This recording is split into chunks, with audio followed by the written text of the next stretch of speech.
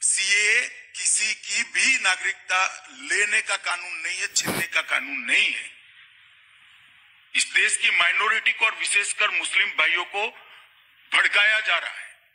देश में किसी की भी नागरिकता सीए छीन ही नहीं सकता, क्योंकि कानून में प्रोविजन ही नहीं है। सीए जो शरणार्थी आए हैं पाकिस्तान और बांग्लादेश से धार्मिक प्रताड़ना के कारण, उनको नागरिकता देने का कानून है, और मैं मानता हूं इसमें किसी का विरोध नहीं होना। সিএএ নিয়ে যারা এখনও ক্লিয়ার না যে এই সিএএ আইনের মাধ্যমে কি করা হবে, অনেকেই বলছে মুসলিমদের নাকি এখানে নাগরিকত্ব দেওয়া হবে না, শুধুমাত্র হিন্দুদের দেওয়া হবে, এরকম কিন্তু অনেকেই লটাচ্ছে। তো যাই হোক, আসলে সত্যিটা কি, যদি এই সিএএ লাগু হয়ে যায় সেক্ষেত্রে কারা নাগরিকত্ব পাবে, কারা নাগরিকত্ব পাবে না, এই যে আপনাদের মনে যাবতীয় কোশ্চেন সমস্তটাই কিন্তু আজকে আমরা এই ভিডিওর মাধ্যমে দেখে নেব। তো চলুন বেশি দেরি না করে ভিডিওটা শুরু করা যাক। ভিডিওটা শুরু করার প্রথমে আপনাদের যে কাজটা করতে হবে, এই যে দেখুন এখানে একটা লাইক বাটন রয়েছে, এখানে ক্লিক করে ভিডিওটাকে লাইক করতে হবে। আর সাথে দেখুন এখানে সাবস্ক্রাইব বাটন রয়েছে, এখানে ক্লিক করার পরে নোটিফিকেশন বেল আইকনটা আসবে, এখানে ক্লিক করে আপনারা অল নোটিফিকেশন বেল আইকন যেটা রয়েছে সেটাকে অন করে দিবেন। তাতে করে কি হবে, যখনই আমি কোনো নতুন ভিডিও আপলোড করবো সেটা নোটিফিকেশন আপনার কাছে পৌঁছে যাবে। আর যারা আগে থেকে সাবস্ক্রাইব করে রেখেছেন তাদেরকে অসংখ্য ধন্যবাদ। তো দেখুন এখানে একটা আর্টিকেলে বলা হয়েছে প্রধানত ভারতের 9টি রাজ্য গুজরাট, রাজস্থান, ছত্তিশগড়, হরিয়ানা, পাঞ্জাব, মধ্যপ্রদেশ, উত্তরপ্রদেশ, দিল্লি এবং মহারাষ্ট্র এক্ষেত্রে নাগরিকত্ব দেবে সেই সকল আগমনকারীদের। বিভিন্ন নির্যাতিত অমুসলিম সম্প্রদায়ের ব্যক্তিদের নাগরিকত্ব দেওয়া হবে সিটিজেনশিপ অ্যামেন্ডমেন্ট অ্যাক্টের মাধ্যমে বা আইনের মাধ্যমে। এবার আপনাদের মনে এই কোশ্চেন একটা আসবেই, স্বাভাবিক, আমারও এসেছিল। এই যে বিভিন্ন, এখানে যে বলেছে লাইনটা, বিভিন্ন নির্যাতিত অমুসলিম সম্প্রদায়ের ব্যক্তিদের নাগরিকত্ব দেওয়া হবে। এখানে অমুসলিম মানে কি, মুসলিমরা নয়, স্বাভাবিক, মানে মুসলিম সম্প্রদায় নয়, এটাই। দেখুন বিভিন্ন নির্যাতিত অমুসলিম সম্প্রদায়, অমুসলিম মানে কি, মুসলিম বাদে বাকি যে সম্প্রদায়গুলো রয়েছে সবগুলোকেই দেওয়া হবে এই আইনের মাধ্যমে। তাহলে এখানে আমাদের মনে কোশ্চেন আসতেই পারে, হ্যাঁ সত্যি অমুসলিম বলা হয়েছে মানে মুসলিমদের বাদে বাকি যত সম্প্রদায় রয়েছে সবাইকেই নাগরিকত্ব দেওয়া হবে। হ্যাঁ স্বাভাবিক, এটা আপনার মনে যেমন আসছে আমার মনেও আসছে, আরও বাকি যারা এই লাইনটা পড়বে তাদের মনেও কিন্তু একই রকম আসবে। কিন্তু এখানে কোথাও কিন্তু বলা নেই যে মুসলিম সম্প্রদায়দের যে সিএ আইনের মাধ্যমে নাগরিকত্ব দেওয়া হবে না।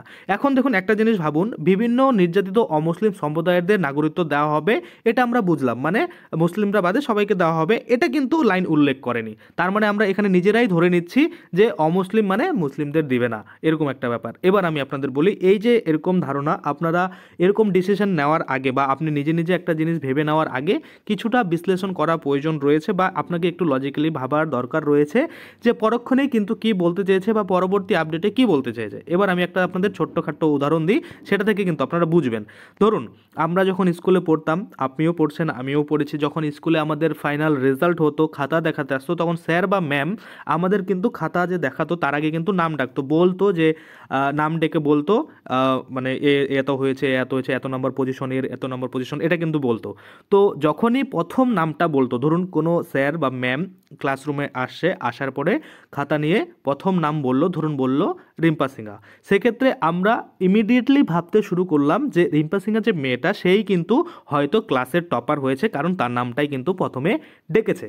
কিন্তু পরক্ষণেই যখন স্যার বলল যে রিম্পা সিংহা সেকেন্ড হয়েছে, তখনই কিন্তু আমাদের যে মনে এখনই উত্তর তৈরি হয়েছিল যে এই মেয়েটা হয়তো ফার্স্ট হয়েছে, সেটা কিন্তু ভেঙে আমাদের মনে তৈরি হয়ে গেল, আমরা জানতে পারলাম যে সেটা কিন্তু সেকেন্ড হয়েছে। তারপরে আবার যখন একটা নাম ডাকলো, ধরুন সানি ডাকলো, সেক্ষেত্রে আমরা ভাবলাম হয়তো এ মানে টপ হয়েছে। কিন্তু প্রথমে যখন আমরা ভেবেছিলাম যে এই মেয়েটা টপ হয়েছে, তারপরে কিন্তু যখন সানি নামটা ভাবলো, আমরা তখনও ভাবলাম যে হয়তো টপ হয়েছে, কিন্তু তখন আমাদের মনে একটা সংশয় ছিল যে প্রথমবার তো নাম ডাকলো, ওকে সেকেন্ড বলেছে, তো এর নাম যখন ডাকলো এ ফার্স্ট নাও হতে পারে, এটা কিন্তু আমাদের আসলো, কিন্তু প্রথমবার এটা কিন্তু আসেনি। তারপরে যখন বললো এই নামটা বলার পরে বললো এত নাম্বার পজিশন, পরে দেখা গেলো আরও একটা নাম বললো, সেটাকে বললো 5 নাম্বার পজিশন, তারপরে এরকম করতে করতে একবার কিন্তু বললো একটা নাম, তারপরে কিন্তু বললো যে ফার্স্ট পজিশন। তার মানে কি বলুন তো, এই যে এখানে বলা হয়েছে যে বিভিন্ন নির্যাতিত অমুসলিম সম্প্রদায়, যখনই অমুসলিম বলছে আমরা ইমিডিয়েটলি ভাবতে শুরু করে দিলাম যে মানে মুসলিম সম্প্রদায়কে দেবে না। কিন্তু পরক্ষণেই যখন আবার বলবে যে এই যে এই আইন রয়েছে সিএএ, এই আইনের মাধ্যমে প্রথমত অমুসলিম সম্প্রদায়ের কিন্তু নাগরিকত্ব দেওয়া হবে এবং পরবর্তীতে বাকি যে মুসলিম সম্প্রদায় রয়েছে তাদেরকেও দেওয়া হবে। কিন্তু যদি এখানে লাইনটা উল্লেখ করে দিত তাহলে হয়তো আপনাদের সুবিধা হতো। এবার আমি আপনাদের বলি, আপনারা যে এই ভিডিও ক্লিপটা দেখলেন প্রথমেই, আমি আবারও আপনাদের জন্য এখানে অ্যাড করে দিচ্ছি। সেখানে কিন্তু পরিষ্কার আপনাদের বলা হচ্ছে যে স্বরাষ্ট্রমন্ত্রী রয়েছে অমিত শাহ, তিনি কিন্তু বলছেন যে যারা মুসলিম সম্প্রদায় রয়েছে তাদেরকে কিন্তু মানে বুঝতেই পারছেন ভোট আসলে এরকম নানা রকমের মানে এরকম আসে, যেরকম এনআরসি আসে আর অন্যান্য কিছু আসে, এগুলো দিয়ে কিন্তু মানুষকে ভুল বোঝানোর চেষ্টা করে। তো আপনাকে এটাই বলা হচ্ছে, আপনারা কোনো মতেই কিন্তু ভুল ভ্রান্তি কিছুতে মন দেবেন না, আপনারা নিজেরা বিচার বিশ্লেষণ করবেন যে হ্যাঁ সত্যিই কী হতে পারে। ধরুন আপনারা যেমন বলে দিই আমি আপনাদের, যেরকম এই যে সিটিজেনশিপ অ্যামেন্ডমেন্ট অ্যাক্ট রয়েছে, এই অ্যাক্টের নিয়ম তো আমরা এখনও জানি না, কারণ এখনও তো রুলস গভর্নমেন্ট দিতে পারেনি। সেক্ষেত্রে আমরা কেনই বা ভাববো যে মুসলিমদের দেওয়া হবে, কেনই বা ভাববো না যে অমুসলিমদের দেওয়া হবে, এটা কিন্তু আমাদের একদমই ভাবা উচিত নয়। যখন আইনের রুলস আমরা অফিসিয়ালি নোটিফিকেশনের মাধ্যমে পাবো, তখনই কিন্তু আমরা এই যে সিএএ আইন রয়েছে সেটাতে কান দেবো। এবার মানুষ এটা বলছে, ওটা বলছে, চায়ের দোকানে এই গল্প হচ্ছে, সেটা দিয়ে কিন্তু আমাদের কোনো কিছু যায় আসবে না। তো আশা করি আপনাদের এই যে এই লাইনটা নিয়ে সংশয় ছিল যে বিভিন্ন নির্যাতিত অমুসলিম সম্প্রদায়ের ব্যক্তিদের কিন্তু নাগরিকত্ব দেওয়া হবে। তো দেখুন এখানে কিন্তু আপনাকে একটা জিনিস আরও দেখতে হবে, সেটা হচ্ছে প্রধানত ভারতের 9টি রাজ্য, এই 9টি রাজ্যের কথা বলা হয়েছে। এখানে কিন্তু আমাদের ওয়েস্ট বেঙ্গল নেই বা আরও যে অন্যান্য রাজ্যগুলো রয়েছে সেগুলো কিন্তু নেই। 9টি রাজ্য বলেছে, এই 9টি রাজ্যতে বর্তমানে কিন্তু এই যে বিভিন্ন নির্যাতিত অমুসলিম রয়েছে তাদের দেওয়া হবে। এবার এই 9টি রাজ্য ছাড়া ওখানে মুসলিমদেরও আগে দেওয়া হতে পারে, হিন্দুদেরও আগে দেওয়া হতে পারে, সেটা কিন্তু এখানে বলা নেই। তো আশা করি আপনার বুঝতে পারছেন যে আমি কী বলতে চেয়েছি। কারণ আমাদের মনে স্বাভাবিক যখনই আমরা একটা কিছু ভাবি এটা নেই মানে কি আছে, মানে ধরুন এমন আমরা ভেবে নিই, মানে একটা মানুষ জীবিত নেই মানে কি আমরা ইমিডিয়েটলি ভেবে নিই মানে মরে গেছে। মানে এখন যদি আমরা বলি সে আর বেঁচে নেই, তার মানে কি মরে গেছে। এটাই আমাদের স্বাভাবিক ভাবা উচিত। তেমন আপনারাও ভাবেন, আমিও ভাবি, সবাই ভাবে।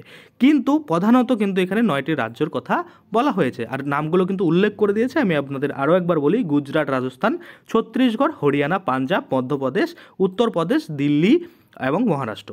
আর বাকি আরও যে রাষ্ট্রগুলো রয়েছে সেখানে কিন্তু বলা হয়নি। তো সেক্ষেত্রে আপনারা অবশ্যই ওয়েট করুন, এখানে কি ভিডিও দেখছেন, ওখানে কি ভিডিও দেখছেন, চায়ের দোকানে কি শুনছেন, ওগুলো কান দিয়ে লাভ নেই।